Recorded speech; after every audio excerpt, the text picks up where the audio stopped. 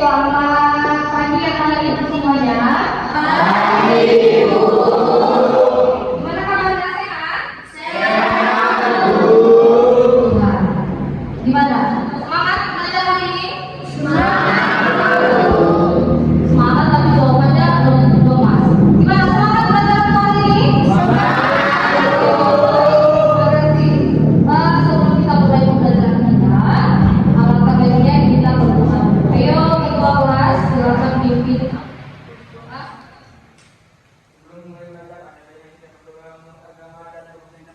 Doa dimulai.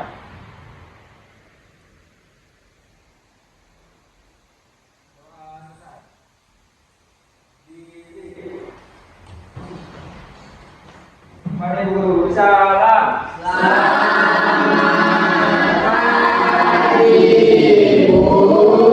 Oke, selamat pagi semuanya, silakan duduk.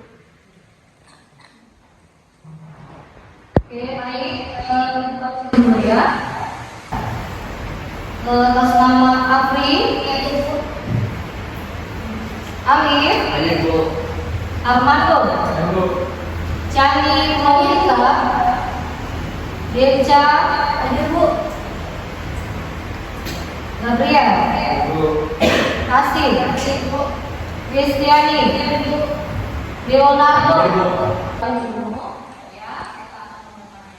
Nah, pada minggu lalu kita sudah mempelajari tentang materi yang ada tentang virus. Oke, virus apa sih sudah kita bahas kemarin?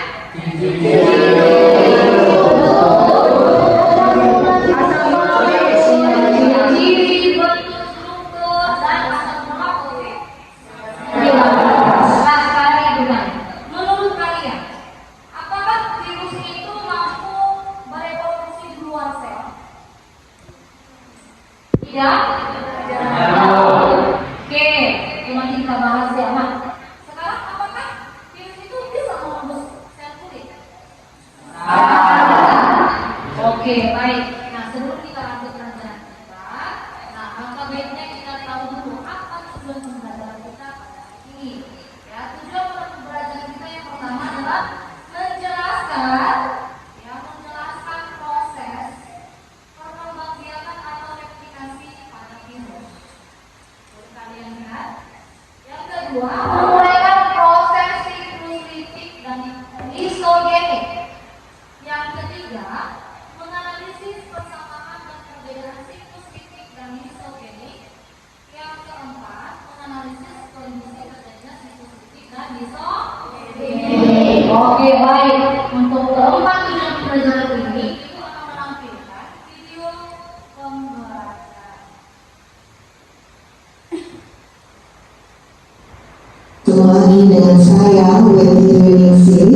Kali ini kita masih membahas tentang virus, yaitu materi tentang reproduksi virus, daur lisis dan daur lisogenik. Oke, simak baik-baik ya.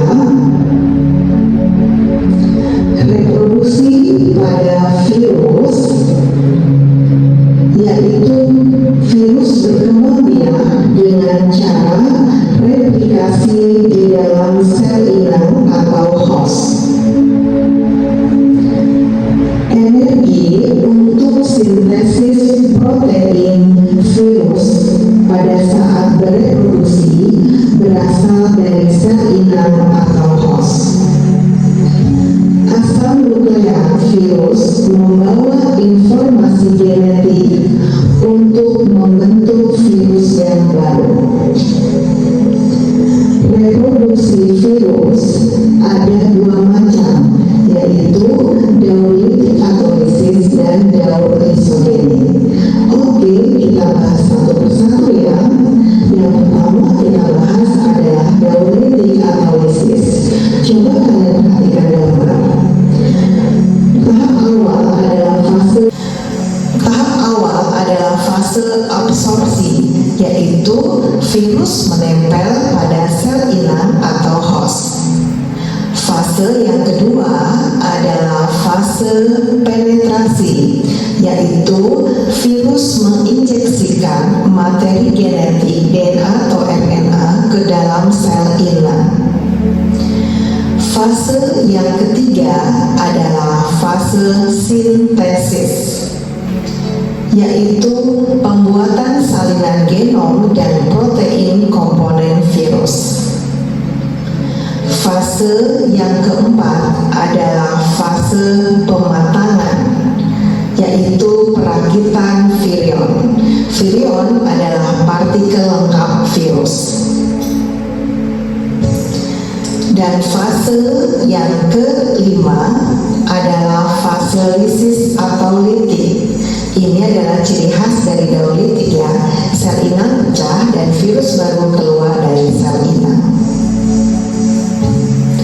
Virus menghasilkan enzim lisosim.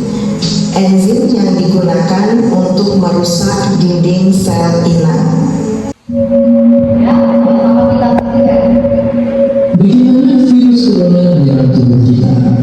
Mungkin itu jadi pertanyaan kita semua. Kita udah tahu gimana virus corona menginfeksi 1 juta orang di seluruh dunia sampai saat ini. Tapi mungkin juga kita tahu sebenarnya gimana sih virus ini yang tubuh kita? Mengapa infeksi virus ini bisa mematikan? Semua dimulai dari sini. Ketika virus corona masuk ke kita lewat perjalanan yang bersifat positif, baik secara langsung atau waktu kita di tubuhnya yang terkena bercita dan cuci tangan selalu. Kalau begitu, si virus masuk lewat saluran pernapasan dan bergerak terus menuju sasaran utamanya, paru-paru. Disinilah virus yang punya 3 bagian utama ini mulai bekerja.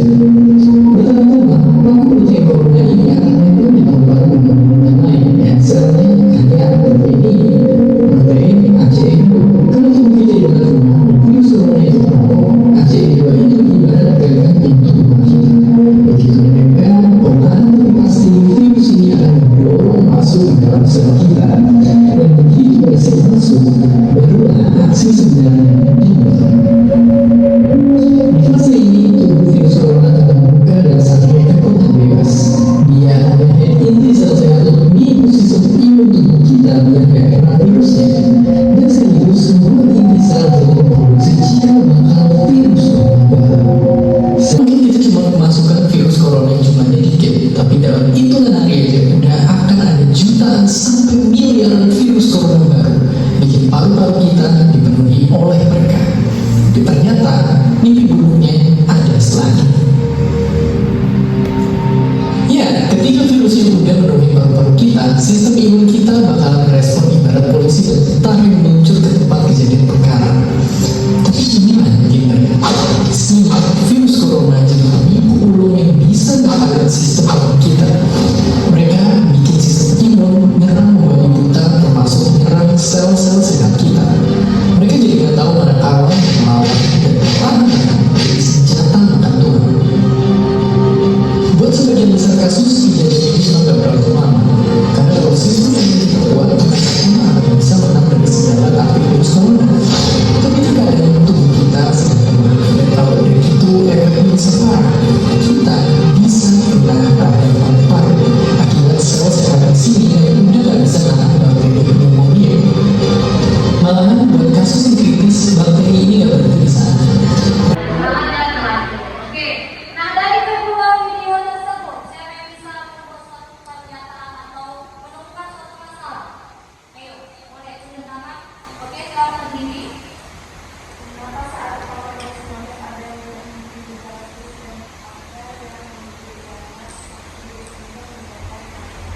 Oke, kata di situ, mengapa saat orang COVID-19 ada yang memiliki gejala ataupun tidak? Tetapi yang tidak memiliki gejala ini bisa saja langsung menjadi apa? Menjadi menyebabkan suatu kematian. Oke, itu masalah yang ditemukan. Ada lagi yang menemukan masalahnya? Oke, ada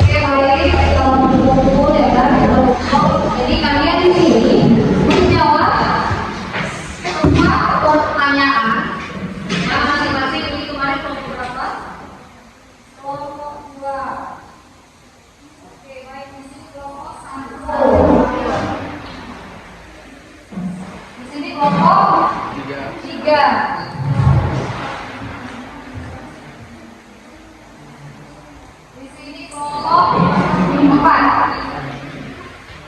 Kelompok 4 ya.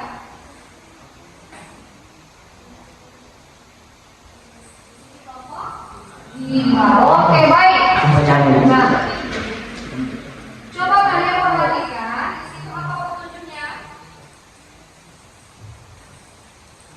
Apa petunjuknya? Kita lihat dulu di sini sudah ibu tampilkan ada sebuah tujuan pembelajaran, ya kan? Kalian melihat mekanisme definisi dan dasar ini.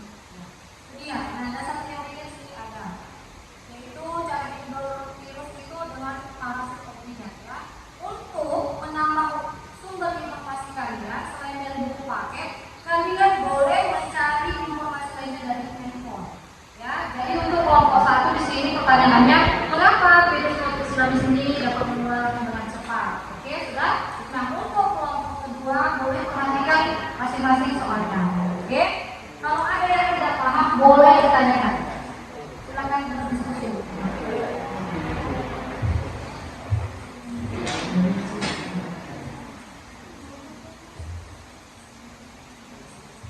Oke, di sini ada yang mau ditanyakan? Iya, langsung dikerjakan. Nah, untuk menjawabnya perhatikan. Untuk menjawabnya ada lembar jawaban yang sudah disediakan. Perhatikan nomor 3. Nomor 3.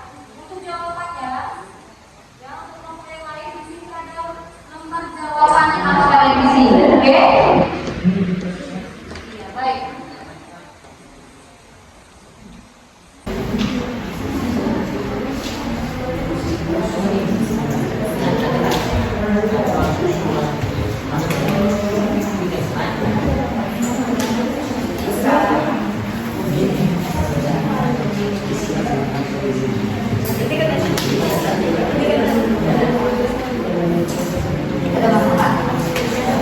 Oke, kalian perhatikan dulu di sini gambarnya untuk menjawab soal nomor 3. Boleh dicari dari internet ya. Yang di sini ya. Oke, waktunya ada ya. Jadi jangan lama-lama berdiskusi karena kita harus presentasi.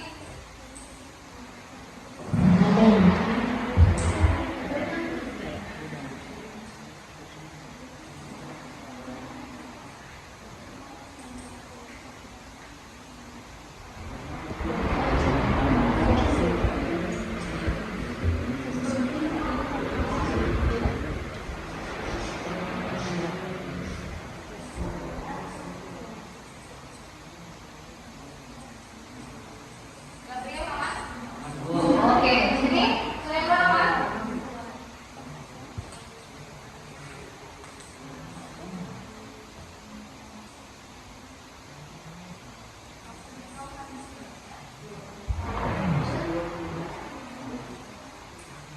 Oke, yuk. Silakan kelompok 1 maju.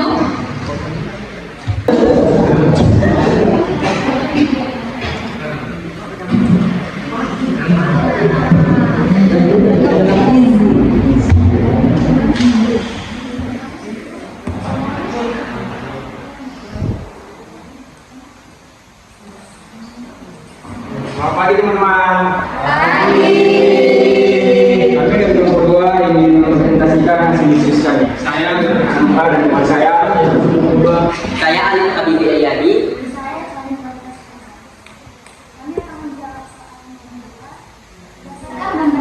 Ini dalam proses kedua dan siklus Nah, di sini saya akan menjelaskan tentang proses siklus ini. Sebelumnya, siklus ini merupakan salah satu bentuk ini merupakan beberapa tahap termasuk 1. Penempelan. Virus menempel pada permukaan sistemnya menyebabkan protein pada kapsul atau media. Kedua, penetrasi. Virus menginjeksi materi genetiknya ke dalam selnya atau menjebak selnya menyebar ke seluruh tubuh. Ketiga, biosinttesis. Materi genetik virus mengambil alih sel inang untuk membuat sel-sel virus protein. Keempat, pengarahan. Komponen virus sensor disintesis dilatih menjadi DNA. Kelima, risiko pernapasan. Sel inang hancur terdapat varian baru yang dapat menginfeksi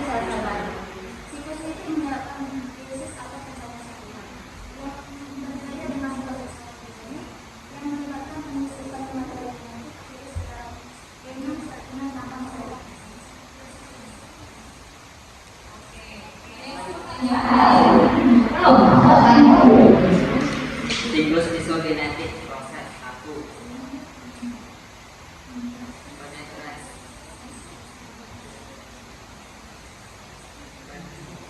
Penetrasi dan injeksi materi genetik. Virus melekat pada sel inang, menembus membran sel dan menyuntikkan materi genetiknya ke dalam sel. 2. Integrasi dengan genom sel inang. Materi genetik virus seperti DNA bergabung dengan genom sel inang menggunakan enzim seperti integrase. Sel inang membawa materi genetik virus sebagai bagian dari genomnya. 3. Fase dormansi atau latent. Materi genetik virus tetap diam dan tidak aktif untuk sementara waktu. Sel inang berfungsi secara normal dan membelah diri, sehingga materi genetik virus juga terduplikasi dan didistribusikan ke sel-sel anak. 4. Reproduksi selama pembelahan. Setiap kali sel inang membelah, materi genetik virus juga direplikasi dan ditransfer ke sel-sel anak baru. 5. Aktivitas opsional. Faktor lingkungan, radiasi atau stres dapat memicu aktivitas siklus litik. Secara umum, virus tetap dalam keadaan laten selama beberapa generasi sel inang. 6. Siklus litik opsional. Jika terjadi aktivitas bakteri genetik virus saat terintegrasi diaktifkan, proses pembentukan partikel virus dimulai dalam sel inang yang diaktifkan. 7. Pembentukan dan pelepasan partikel virus. Komponen-komponen virus seperti protein dan asam nukleat diproduksi dan dilahir. Sel inang akhirnya hancur atau terpecah melepaskan partikel-partikel virus yang siap menginfeksi sel-sel baru. Siklus isogenik memungkinkan virus untuk hidup bersama sel inangnya untuk jangka waktu yang lama sebelum beralih ke fase litik. Ini memberikan virus kesempatan untuk menyebar secara lebih efisien dalam populasi sel inangnya.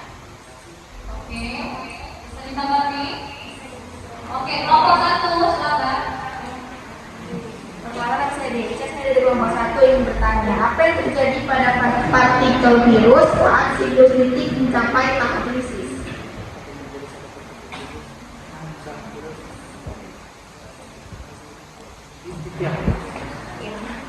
Oke, kelompok siapa satu lagi? Kelompok 3. Kelompok 3, boleh kelompok 3. Oke, dari Mas Fani. Saya akan bertanya, menurut dari siklus lisis pada gambar tersebut, apa yang dimaksud dengan kromosom inang dan apa fungsi dari kromosom inang tersebut? Oke, apa yang dimaksud dengan kromosom inang dan apa fungsinya? Oke, bagus. Ya berarti dia melihat gambar, mengamati. Aktif ya, mengamati gambar. Oke, satu lagi ya. Dari kelompok 4 siapa namanya? Moza, oke Moza. Moza, kuat. Adalah yang lebih berbahaya bagi tubuh manusia, siklus litik atau siklus isogenik, alasannya. Mana yang lebih berbahaya, siklus litik atau isogenik, dan apa alasannya? Oke, terima kasih Moza.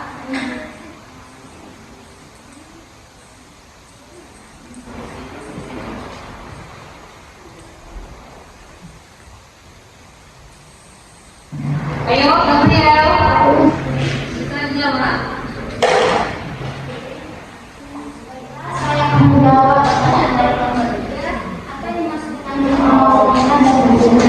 Kromosom inang mengacu pada kromosom sambungan yang terlihat adalah replikasi dan produksi virus selama virus replikasi virus, bakteri penyakit virus disalin dan disintesis menggunakan komponen sel inang. Fungsi kromosom inang dalam konteks ini dibagi menjadi beberapa aspek.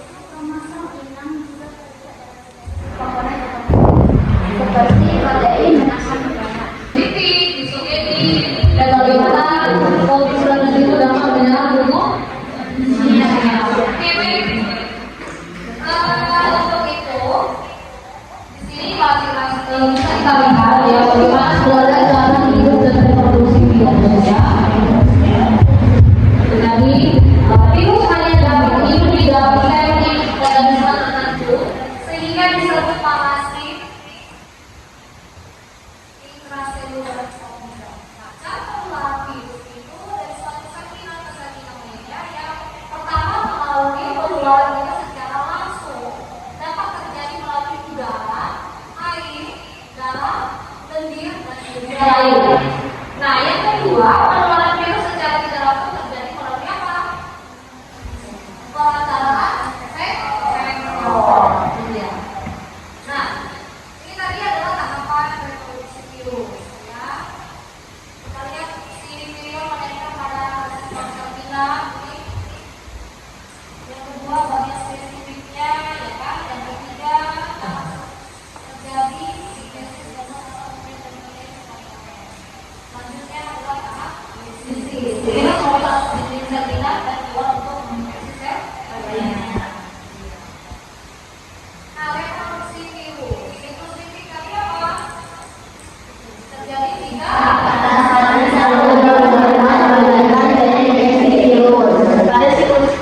ya, pada siklus ini sel pinang akan pecah dan mati serta di sini itu akan memberikan soal yang hanya mengerjakannya ya. Ini merupakan evaluasi ya dengan materi apa yang sudah banyak kita pelajari hari ini. Silakan tulis nama kelas ya.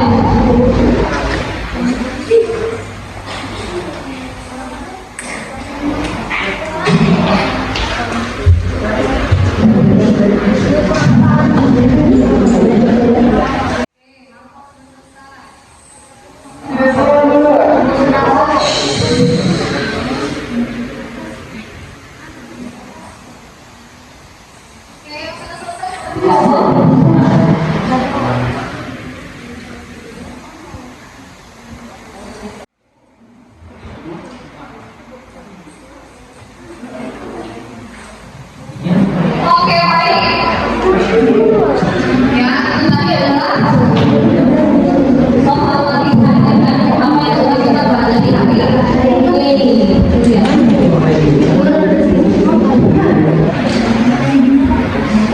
Nama. Oke, baik. Nah, setelah kalian membicarakan soal latihan hari ini, mari kita simpulkan apa. Kita lihat virus.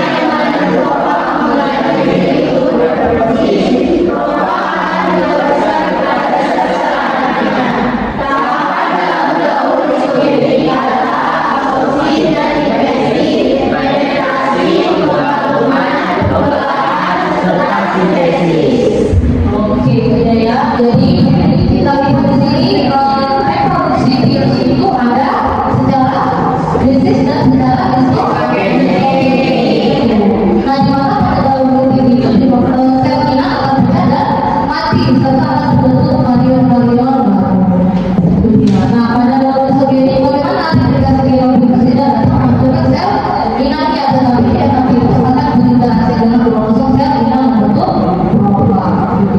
Nah, tahapan dalam histogenetik adalah absorpsi dan infeksi, penetrasi, penggabungan, pembelahan, dan sintesis. Jadi itu tahapan absorpsinya, dimulai dari absorpsi, infeksi, penetrasi, penggabungan, pembelahan, dan serta sintesis. Itu dia. Oke, baik.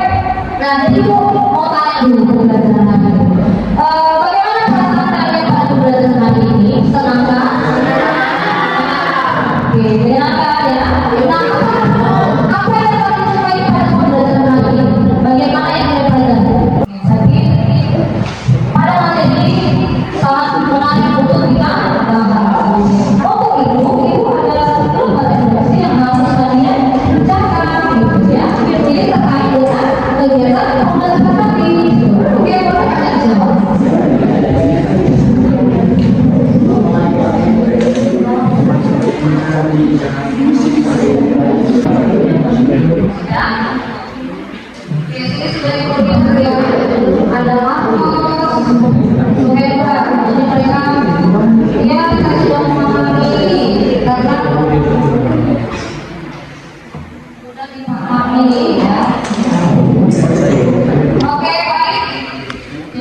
adalah hasil refleksi kalian pada materi reproduksi virus. Nah, sebelum kita ke pembelajaran kita, jadi materi yang harus kita pelajari pada minggu depan yaitu mengenai adanya klasifikasi virus.